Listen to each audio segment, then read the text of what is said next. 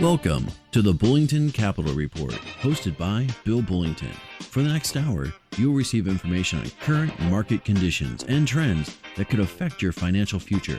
If you have a question for Bill, you can participate in today's program by calling 216-901-0945. That's 216-901-0WHK. You can also reach Bill by going to his website, bullingtoncapital.com. So without any additional delay, here's the host of today's program, Bill Bullington. Well, welcome back. Another fine week. A lot of stuff going on. Hang on a second. My microphone just dropped on me. Anyway, like the guy said, Bullington Capital Report. I got a couple of surprises for you today. A little bit later in today's program, I got a couple stocks came up on the scans. I'm going to talk about them specifically. Give you an action plan, so that should be fun. We're going to talk about valuations in the market. I'm getting a lot of questions. People saying, "Oh, the market's overvalued. It's overvalued." Actually, there are parts of it that are. But collectively, when you look at the averages, not so much. In fact, there are a lot of areas where there's still a lot of value. So that's really good. When it gets really hard to find stocks that are selling at a fair price, then I get a little cautious. Okay, we're not there yet. I'll let you know. And how do I know? Well, I'm going to tell you how I know. There was this book called The Intelligent Investor that was published back in 1949 by a guy by the name of Ben Graham. And Ben Graham was a professor at Columbia University, adjunct, I think. And that means he didn't have a PhD. But he might as well have. He taught investment classes, and he ran a fund, and his fund did very well. And he was Warren Buffett's instructor for a class on investing, and also ended up employing him. And that's where Warren Buffett learned to pick stocks. So, we've got a workshop coming up Thursday, March 16th. That's coming up pretty quickly. We've got a little over 60 seats remaining. If you'd like to attend this workshop, I'm going to be talking about what I think he would be doing if he were still alive today in today's market. And how there are a lot of ideas that he set forth in that book and his book, Security Analysis. And we're going to be reviewing that. And I'm going to bring it kind of up to date a little bit. Back when he was writing, he suggested that you wouldn't buy a stock whose dividend yield was less than 6%. Well, good luck finding a lot of stocks like that today. And some of the precepts that he set out in that book were all about value investing. And I think if he were around today, he would be using something similar to what we're going to be talking about. For instance, the high dividend model that we run at Bullington Capital. What we're looking for are the highest dividend yielders in each of the 11 major sectors. It used to only be 10. Now they've split up financial into real estate and financial, so it makes 11. And you take the top 4 stocks out of each one of those based on the dividend yield. And one of the things that he wrote about there back in 1949 was stock prices go down, the dividend yield goes up. He wrote a bunch of other stuff along there, but that's basically, it's one of the basic tenets of what he was talking about. So I put this model together a few years ago. It's done very well. Unlike the ETFs that do things that are similar to what I'm doing. Notice I said similar, not the same. Similar is not the same. Okay. So there's some ETFs out there, and I think they might have listened to my show. And who knows? Actually, there are very few new thoughts in the world. I'm sure people have them at the same time all the time. So anyway, you take the top 4 dividend payers and you rebalance that once a quarter. Every quarter you're going to look, and if that stock still qualifies, if it's still one of the top 4, we're going to hang on to it. We're going to rebalance that portfolio every quarter. Here's what happens. Now, Ben Graham wrote about this decades ago. When the share, let's say you got a $50 stock, the share price drops to $25. because the market's sold off. Everybody's panicking, running around, selling everything. Share price goes down to $25. Well, at $50, the stock was actually paying a dividend of $2.50, which is 5%. When the stock price drops, that doesn't have any impact, in most cases anyway, I should say 99% of the time. It won't have any impact on the business just because the share price drops. Share price drops because it's in an auction environment called a stock market, and people are selling. People are more aggressive on the selling side than they are on the buying side, so the share prices drop. That doesn't necessarily have a direct correlation with the business. Business could actually be growing, which was the case of Master Limited Partnerships a couple of years ago. They were all dropping and while their businesses were growing. And so when you see that, when this $50 share price goes down to $25 and you have a $2.50 dividend, now the dividend yield is 10%. See how that works? So dividend yield goes up when the share price goes down. If you're sticking to larger companies that have been around for a while, and typically companies that pay dividends have been around for a while. They're your more established companies.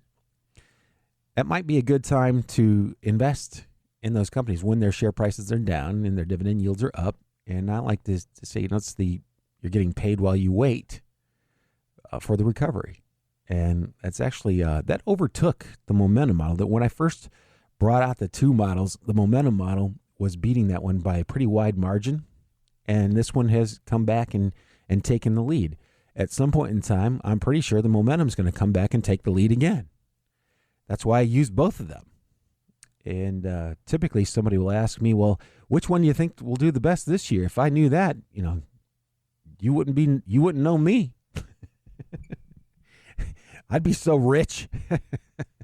So you have to hold a little bit of both. And I really think Ben Graham, back in 1940, I think he would approve. I think he would approve of that. I want to show you another model that I brought out that's kind of similar, but instead of looking at the dividend, it just looks at the amount of operating income that the company is generating. Because if the company's operating at a loss, that's not a good thing. When you can't cover your basic business expenses with the business that you're doing, that's not a good thing. So, but instead of looking at a dividend, because oftentimes a lot of really good companies, really solid companies won't pay a dividend. They're more interested in reinvesting the money than they are paying out a dividend, which would make their expansion costs a lot higher because then they'd have to go borrow money or sell more stock. So oftentimes they won't pay the dividend. They'll keep those profits and reinvest them. So I'm looking at the companies that have the highest amount of operating income over the past 12 months relative to the price of the business. I'll give you a really quick example. Let's say a company out there that doesn't have any debt, but its stock market value is $1 billion. And they had $100 million in operating income last year. Operating income is typically, for those of you that know a lot about accounting, it's also EBIT, earnings before interest and taxes. There's one small differentiating factor occasionally, but I'm not going to talk about that today because I could spend the rest of the entire show, and it is kind of small anyway. It's not that it will come up that often. So anyway, so we're looking at companies that are generating, that are at least profitable before interest and taxes, and we're ranking them, comparing them to all other stocks of a certain size. And we only want the ones that have the most. We want the most yield, that are paying the most or earning the most cash per dollar of market value. This company, my company A, has $1 billion stock market value, made an operating income over the past 12 months of $100 million. That's roughly 10%. It's roughly 10%. Okay. Why is that important? Well, it's important because we can compare now one company to another company. So if I have another company, let's say company B also has $1 billion stock market value, also called market capitalization. It's $1 billion, and they also earned $100 million. Well, you'd say, oh, also 10%, right? Well, hang on for a second. Company B actually has $1 billion in debt in addition to the $1 billion in stock market value. So if you were to buy that company, the entire company, you'd have to pay $2 billion for it because you have to pay the debt off. Okay? So now when you factor debt into the equation, you've got a $2 billion company that made $100 million. That's only 5%. Aha. Now we're getting somewhere. What would you rather have, the 5% or the 10%? Not a trick question. That's and that's kind of what we're looking at. So I built a model, an investment model that looks at that. Which of the companies of a certain size, let's say the top 500, lack of a better example, top 500 companies as far as size go, the biggest 500 in the United States. And I just want the 50 that have the best or current operating income yields. They've generated the most cash per dollar of cost for somebody that's going to buy that business. That's that model actually works very well, very similar to the dividend model, and they're both based on the concepts that I read about when I first got into this industry. Yeah, and this is kind of what happened. I first got into the business. Nobody talked about, it's amazing. Nobody talked about Warren Buffett in any of my finance classes in college. That befuddles me to this day. Anyway, I didn't learn about that guy until I was actually in the financial services industry. And I wonder why. Anyway, all these little thoughts come into my head, and sorry that I actually got off topic there, but it happens quite often, by the way, for anybody that knows me. Kind of understands that. But anyway, so the intelligent investor, I'm pretty sure Ben Graham would like what I'm doing here. You're taking into account the amount of debt that a company owes instead of just one factor, which typically is the stock market value. That's typically what people normally talk about. And people that call in my show, they don't even go that far. They typically ask about the stock price. Price is not very meaningful, and it's not very helpful. It's not meaningful or helpful. Think about that for a second. Not meaningful or helpful. Yeah, what do I mean by that? The share price is meaningless because they can split it or multiply it at any point in time. If you don't know what it's actually worth, you've got a problem. If all you know is the current price, that's not enough information. And it's not enough information if you're, unless you're a trader, then it's slightly helpful. But for a value investor, that's meaningless.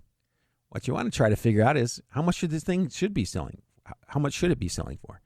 And we're not actually doing that in these two equations, incidentally. These two equations, the ones that we're going to be talking about in more detail at the workshop coming up. That's March 16th, 7 o'clock, Corporate College East. Go to bullingtoncapital.com to sign up for it. There's no cost to attend. Seating is limited. And the Corporate College does a phenomenal job. They have actually, they brought in chefs right there in that facility. That wasn't there when they first opened it. Yeah, and they do a great job with the refreshments. So it's a good time. We're going to be talking about these in more detail at that meeting. And like I said, this is not the exact thing. We're not trying to figure out what we think this company should be worth. We're trying to figure out which ones are giving us the best deal right now. Which ones are the best buys at the time that we are putting the money in the market?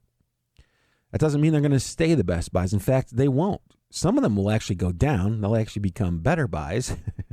Some will go up and won't be quite as attractive. And that's why you have to go back and rebalance your portfolio every once in a while. The technical name for what I'm describing here is a quant, or a quantitative method of investing. In other words, we're using math, quantitative, something that you can measure with numbers.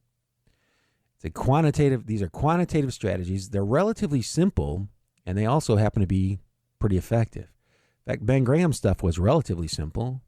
He analyzed a lot of companies significantly, but when it came down to making the investment decisions, they had a few rules that they followed, and they just followed those rules Those rules were based on things that he had found true, that held true in stock markets.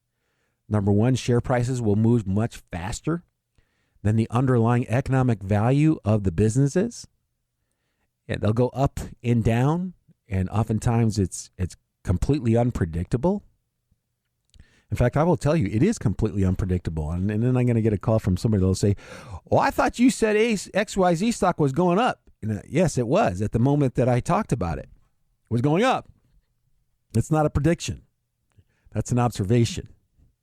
The stock is going up. And if you're a trader, which, by the way, those guys hated trading. They really were against trading. And I understand. I really do. Trading is a different mindset. You've got to have a different personality for that. And that's one of the things that I think is really important for the vast majority of people is on your investment planning, you really need to get strategies that you think fit your personality.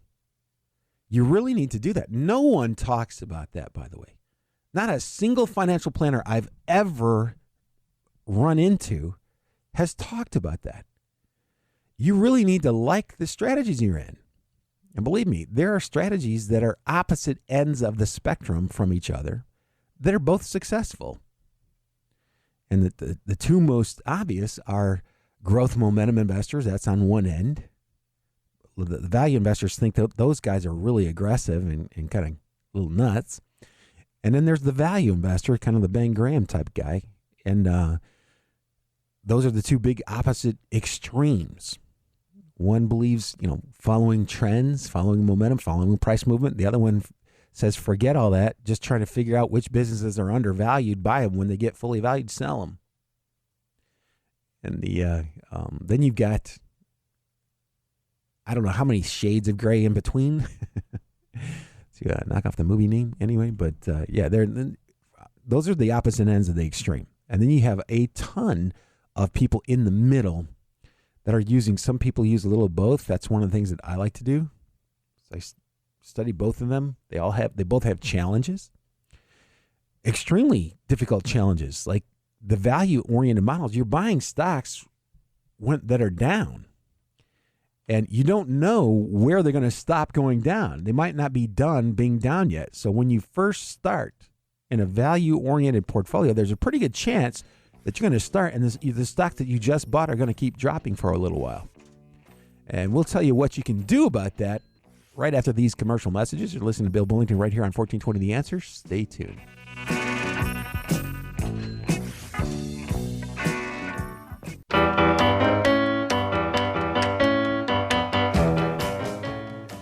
And we're back. So, you just invested in this value-oriented portfolio. So why did it go down? It goes down because when you first start, you're typically buying stocks that are currently out of favor. That's what you're doing. And isn't that what you want? You don't want to be in stocks that everybody's clamoring to get in after they've been up 1,000%. Those end up really nasty at some point in time. If you're a value-oriented investor, you're looking at stocks that are down, and oftentimes it may not be the bottom. Unfortunately, you just don't know where the bottom is. You might get lucky and you might catch a whole bunch of them at their bottoms. But that's one of the reasons that you really, everybody they roll their eyes every time I say this. You have to have a long-term time horizon in mind when you are a value investor. Actually, any type of investing. And people hate when I say that. Nobody wants to be a long-term investor. Well, I'd like to get rich quick too. Probably ain't going to happen. So you need to dial it back, get a hold of yourself emotionally, and which is not an easy thing to do. I struggle with it every day. It's not that you don't ever feel those feelings. You always feel them. It's that you learn how to deal with them. That's what you got to do. Learn how to deal with it because it's there. It's not going away. It was a big part of the book Ben Graham wrote, The Intelligent Investor. By the way, the new copy of that is nothing, it's something. Actually, it's vaguely like the original. The new, more updated copy that Jason Zweig, I think, wrote has the old book within it, and it's more than doubled the page count. So if you can find the original book, I would try to find that one. You probably won't recognize a lot of the companies that they talked about back then because most of them have either been bought out or gone away at this point in time. And which is another thing that I think is really important. Ben Graham wouldn't hold his stock forever. He wouldn't do that. It's not buy and hold, it's buy and manage. When the share price is no longer offering a decent value, time to go. And that's kind of a big deal. Learning how to sell something is pretty difficult. So these are the types of things that we're going to be talking about at that seminar coming up on the 16th of March, day before St. Patrick's Day. Woohoo! The St. Patrick's Day is a Friday this year. Awesome. I'm staying home. I will not be on the road Friday night. But or actually, I'm going to be where I'm going to be for the rest of the night by about 6 o'clock. So anyway, you can come to the seminar on Thursday. It's a lot of fun. This stuff is actually pretty simple. It really is. Occam's razor, the simplest solution is often the best. It holds true in investing. It really does. And I feel so sad for young people. They're coming into the market, and there are all these books, thousands of books, millions of pages that basically reiterate the same types of things. I shouldn't say reiterate. They don't. A lot of them talk about a whole bunch of stuff that really doesn't matter. It's like financial planning. You know what the most important parts of financial planning are? Investment planning, because if you run out of money, you got nothing else to plan for financially. I mean, think about that. It's that simple. Investment planning should be the cornerstone. Everything else depends on it.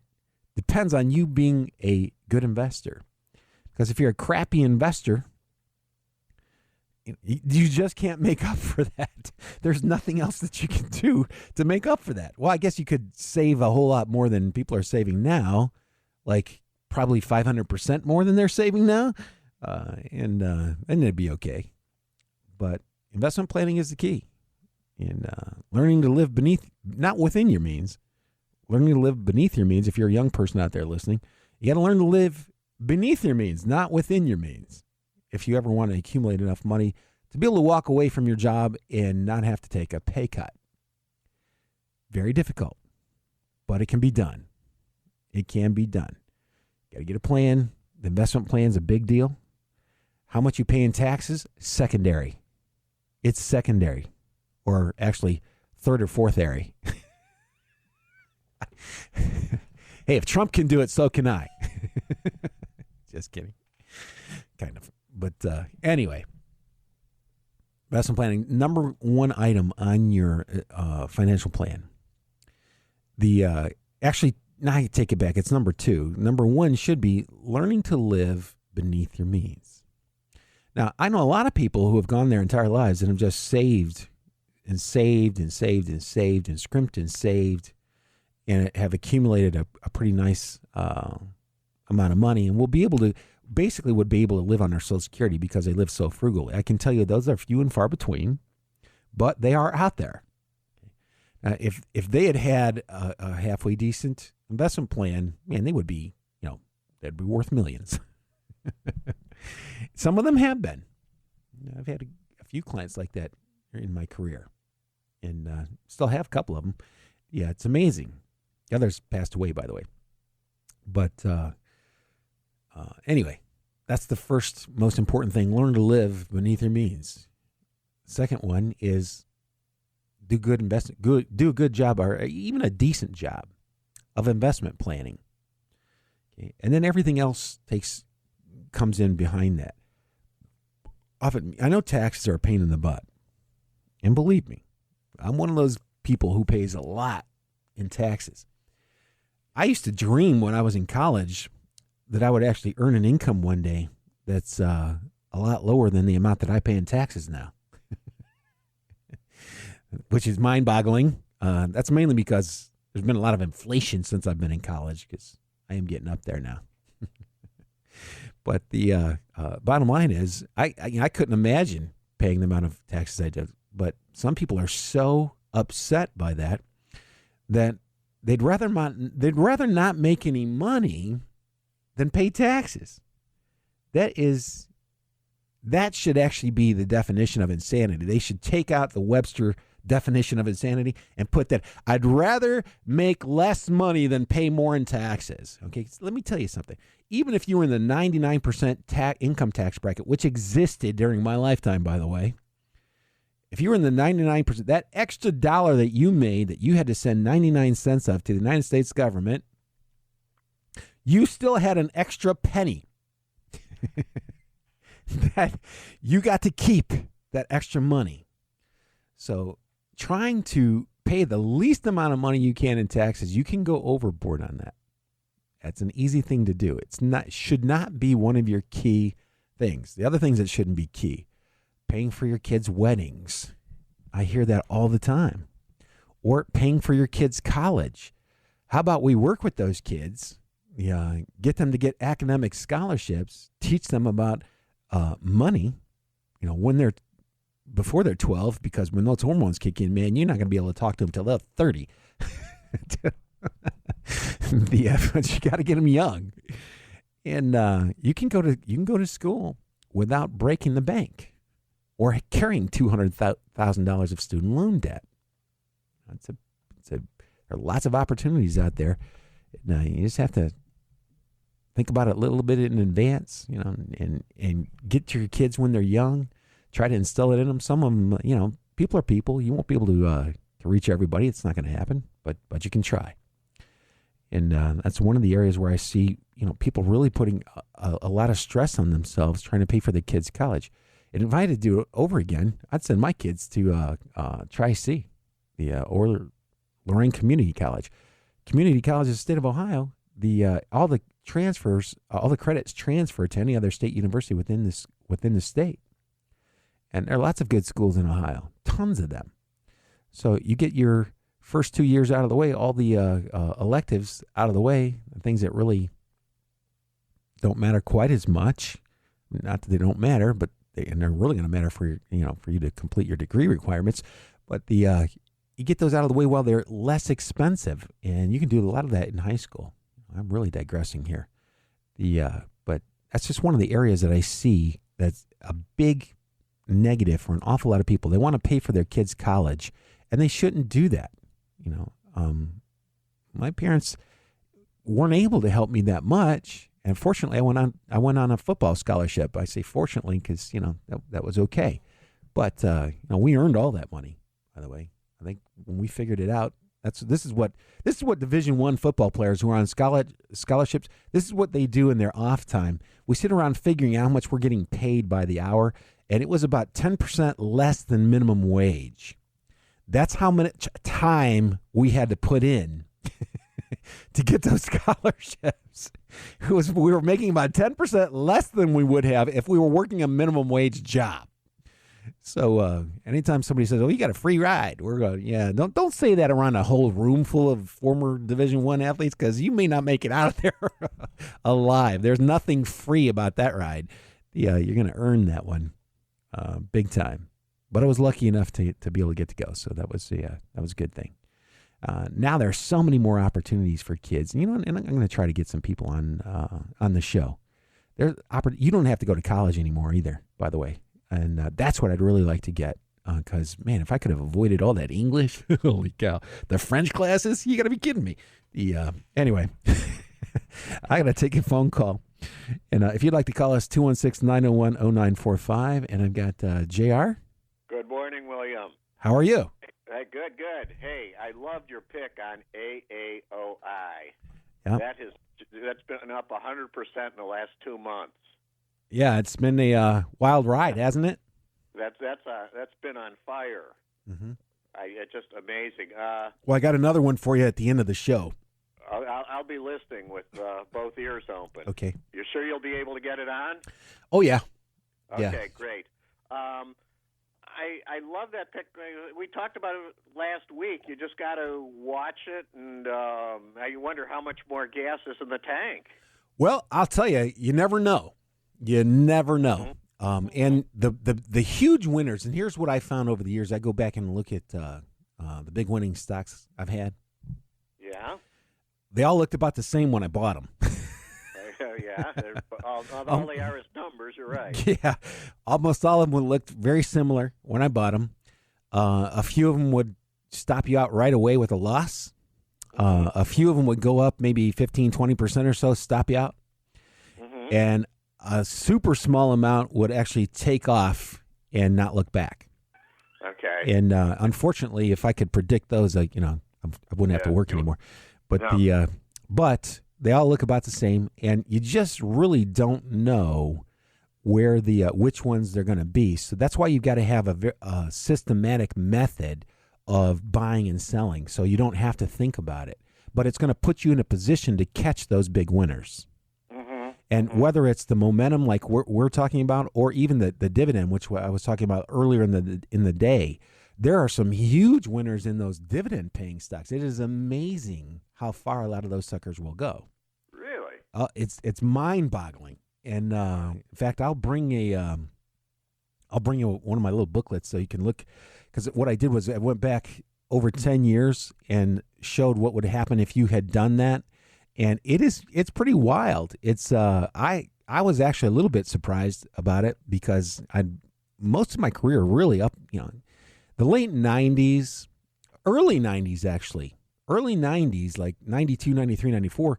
Small and mid-cap stocks smoked the large-cap stocks. They weren't even remotely close. I mean, and then the money moved from the small mid-cap over into the large-cap technology, energy, banking stocks, and those all took off and did phenomenally well for 5 years. So 10 years out of the beginning of, not in the beginning, right after the first few years that I was in the business, for 10 years, momentum killed the value investors. They weren't even remotely close. Now, they've caught up since then, which is very interesting. And it's one of the reasons about 6 years ago I started bringing the value-oriented stuff back. I started out that way the first few years of my business because I couldn't afford all the tools that it took to do the momentum thing, because these things were like a telechart didn't exist, or it did exist, but it was really crappy at that point in time. It was unreliable. It took forever to download the data. That thing has improved about 3,000 or 4,000%. Wow. But the other stuff was so expensive, I couldn't do it. So I had to look at the financial statements. I had to try to figure out which stocks were selling for what I thought they should be selling for, basically the value stuff. So that's what I did for the first few years. Once I got to the point where I could afford some of the other tools, it just happened to coincide with a time period where momentum was going to outrun value. And I've been I had overweighted that in all the portfolios right up until just a few years ago, which actually happened to work out pretty good. But what was really interesting is just recently, it was like maybe 18 months ago, I went back, I reran each quarter and by month all the stocks that would have shown up in each one of the models. And it's amazing that the statistics on the value-oriented stuff are extremely similar to the statistics on the momentum stuff. In other words, 10% of your transactions end up accounting for more than half of your profits. Oh, yeah, that's interesting. Yeah, in both strategies. Wow. And yeah, that's what I was saying. Well, holy cow. Yeah, so it just convinced me more than ever that you just need to stick to your rules. Yeah, definitely.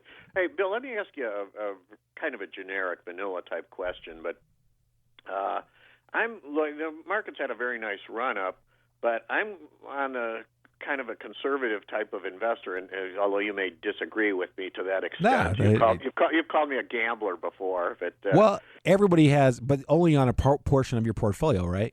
Yeah, and it's generally a fairly small percentage, right? Yeah, I try to. Yes, exactly. But anyway, where I'm coming from is it's had a nice run up. What do you think is going to trigger, or what possibly could trigger a correction? You know what? We can talk about that right after this message if you want to hang on. Okay, you're listening to Bill Bullington right here on 1420 The Answer. I'll be back after these messages.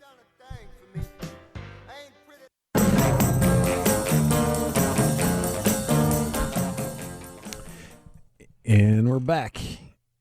Hey, Jerry, you there? Yes, sir. Okay. By the way, I just want to say thanks again, calling in all these years and giving us more stuff to talk about. I like a lot of the ideas that you have, and I'm sure that the listeners have benefited. So you're too kind, but I enjoy listening to you also. So what do we have to talk about in this correction, Bill? Well, if you pull out the biggest companies, say the top 50 companies out of the S&P 500, you look at their valuations, they're the ones that are most overpriced. Mm-hmm. As you work your way down through the list, the smaller you get, the more undervalued stocks really are. So you'll find a lot of companies that are, 10, 15, 20, 30, 40% selling for 40% less than they should. Really? Yeah. Are you talking something in the Russell index, or? Yeah. Well, actually, even in the S&P 500, there are a lot of companies who are selling below where they would normally. A lot of them. So the rally has been kind of mysterious. This is what's happened over the past 5 years or so. Everybody that's been coming into the market has been buying mostly market cap weighted index funds of some form or another. And what that does is it drives the prices of the biggest companies up the most because they're receiving the lion's share of those dollars. So in the S&P 500, which is overweighted in those companies, I don't think I don't think it's going to double over the next 3 years. I can't imagine it would. And when the prices on those come down, you might have a situation very similar to the year 2000, where your value-oriented strategies were going way up while the S&P was getting crushed. That's what I see the more likely scenario is you'll get the larger stocks don't do so well, and the small mid-cap stocks, which have been lagging now for almost 3 years, tend to get a lot more of the attention the same way it was in the early 90s that I was talking about earlier in today's show. The small mid-cap stocks had done crappy relative to the large cap, and then they just took over. They put in this 3.5-year run that just lapped everything else. And that's what I think, barring some unforeseen circumstance, it looks like that's where we're headed. What would a mid cap be roughly? Your gross sales? What are we talking about? They're in the billions. Yeah, it's pretty big. It's not small anymore. No, it's well into the billions. And probably less than 10 billion. Yeah. Yep. Okay. Yep. Okay. And then so you're probably somewhere between and I'll double check, but somewhere between on the low end, it's going to be in the billions, maybe 2 to 3 billion. And then smaller cap.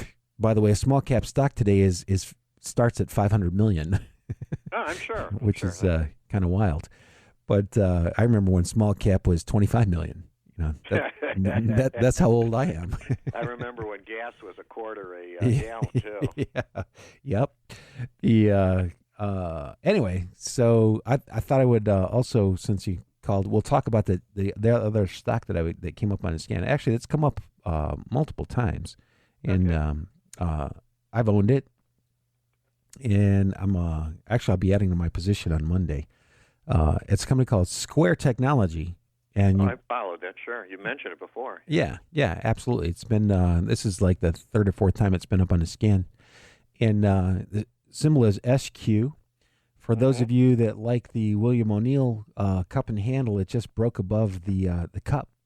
And it is extended more than 5% from the base. So, but you know what? I found that rule has just held people back for quite a long time. If it does drop, more than 10% from its purchase price, I'll end up selling it. And I'll just wait. I'll wait for it to set back up again. Okay, I couldn't find that. All right. Now, last question I have for you, or comment. You're talking about a macro perspective. How about a micro? What would cause the market as it's going on now? I obviously can't predict, but what would catalyze a correction? I think just about anything can. Yeah. Price of oil. tanking or accelerating, something of that? I'm not sure what the price of oil tanking would do, because the economy is actually expanding at the fastest rate that it's expanded at in a little over 8 years. And there are some really cool things going on behind the scenes.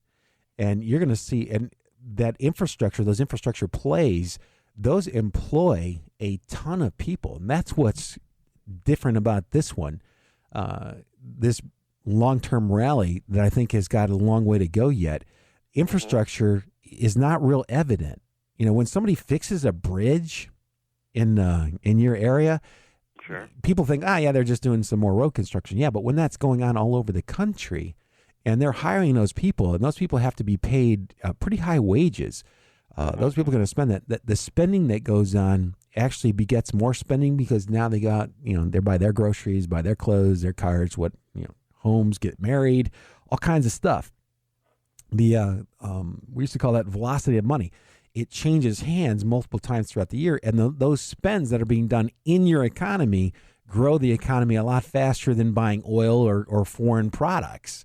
Because the foreign products, money leaves the country, and you got the product. Right. So it has a multiplier effect, and that's what's been going on a lot.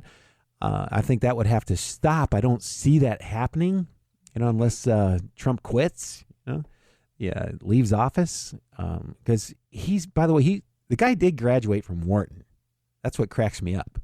He actually made it through one of the more prestigious financial colleges in the world. And he understands cutting taxes and increasing spending. That works.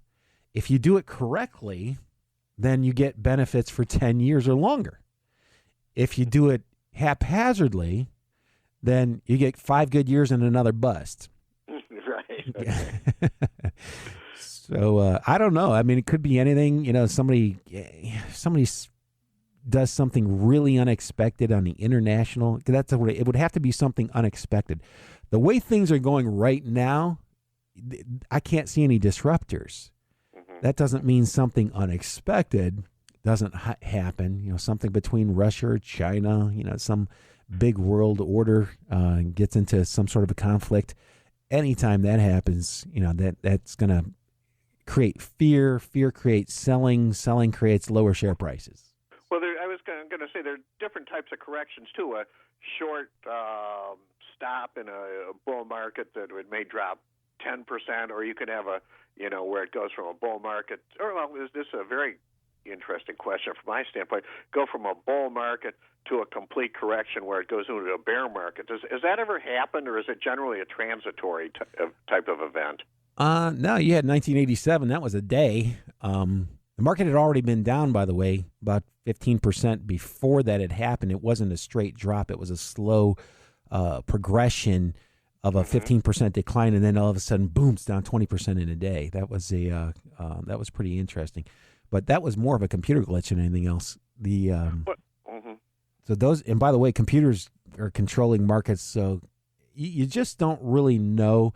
My best advice is to always be ready for a correction, because you can't predict when they're going to come, so you may as well prepare for it. You know they're going to come, we just don't know when. Well, I was going to ask, just from a historical standpoint, then I'll let you go. In 1929, wasn't there a bull market going full tilt, and then you had like a crack that things started to crumble, and then the whole floor dropped out in one day? No, that one day crash, it was only a 10% drop. Okay. It wasn't a big drop. But see, here's the biggest difference. You had a Federal Reserve Bank that had literally almost no power. Yes. Which is what you get a lot of people saying they want them to go back to. I'm like, yeah, you have no idea what you're talking about. Okay. So you had people were allowed to buy stocks like you'd buy a house, and you only had to put 10% down. Right. So guess what? When the stock market drops 10%, guess whose equity that was? Well, you have a number of circuit breakers in effect now that weren't. You could be down 10% in a day, but you got to have 50%. They've never gone away from this, by the way. They moved the margin requirements up to 50%. So people were literally borrowing money to to buy stocks like you would borrow money to buy a house. Yeah. They were putting 10% down. Not even if you could get away with 10%, you need 20 to buy a home, as far as I know. Back then, yeah, for sure. And by the way, the homes were a lot of the mortgages around the country were callable in 30 days. So if your bank ran short on their reserve requirements and had to call in notes to try to shore up the reserves, they would give you a notification. You got 30 days to find somebody else to loan you the money on the house, or you lost your home. Wow, that's fascinating. I never knew that. Absolutely. That's absolutely insane. That's why we'll never see another depression like that. That's why they had the big runs on the bank. Yes, course. Exactly. Wow, I never knew that. All right, hey, great show today, especially. So I'll be listening for the rest of it. Thanks so much, Bill. Thanks. Yeah, thanks for calling. Yep. And I've only got a couple minutes here left. So if you want to go to the workshop, feel free. You can ask questions there too. You can email me, bill@bullingtoncapital.com. But my website is Bullington Capital, and you can sign up for the workshop coming up. We're going to be talking about a lot of this stuff, how it pertains, how you protect yourself in a correction. That's kind of a key, especially if you're getting close to retirement. How do you do that, especially with 1% interest rates? That's pretty brutal. We'll talk about all those things. You'll be able to ask questions there. In fact, most of the seminars we open up for a 45-minute question and answer period, and it's amazing how many times it's actually gone over that, which blows my mind. But anyway, feel free to go there or just reach out to me, bill@bullingtoncapital.com. That's my email address. It's been a pleasure this week, as always. Have a good week, everybody. Good luck and good investing.